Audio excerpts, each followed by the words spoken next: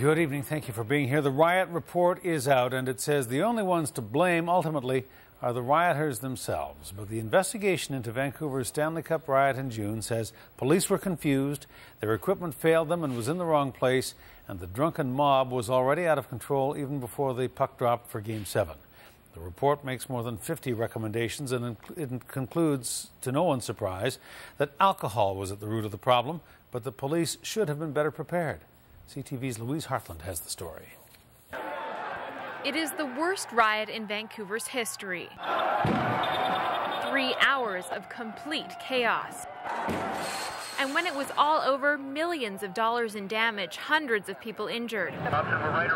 And criticism of the way the city of Vancouver and the police department handled the alcohol-fueled crowd. The riot was caused by thugs and villains and people who cheered them on. Former Vancouver Olympic Committee head John Furlong and former Nova Scotia Deputy Justice Minister Douglas Keefe co-chaired the independent review of the Stanley Cup riots. A huge factor in what happened that day was alcohol, and there was free-flowing alcohol pretty well all day, and it had an enormous impact on the atmosphere and the attitude and the behavior of people from fairly early on and right to the end of the day. The review found alcohol sales the day of the riot were 68% higher than they were the same day the previous year. The biggest factor, the sheer number of people in the downtown core. But on this particular day, people were boarding the trains and they were arriving in downtown Vancouver at the rate of about 500 people every 80 to 90 seconds. The train was almost acting like a plunger against the event site, which was the live site and everything else around it. The report found the crowd, estimated at 155,000, was too much for the police to handle.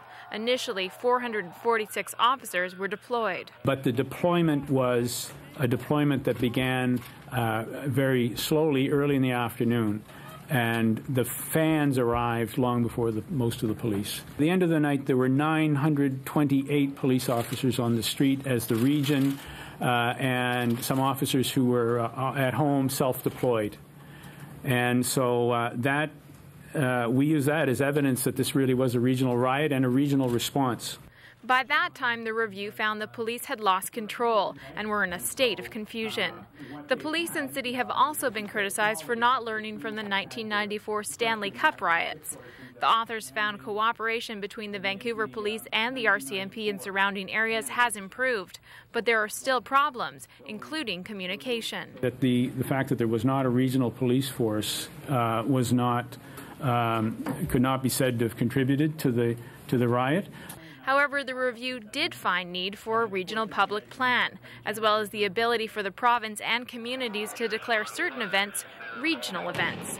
But the bottom line is BC needs to be prepared for this to happen again. Louise Hartland, CTV News.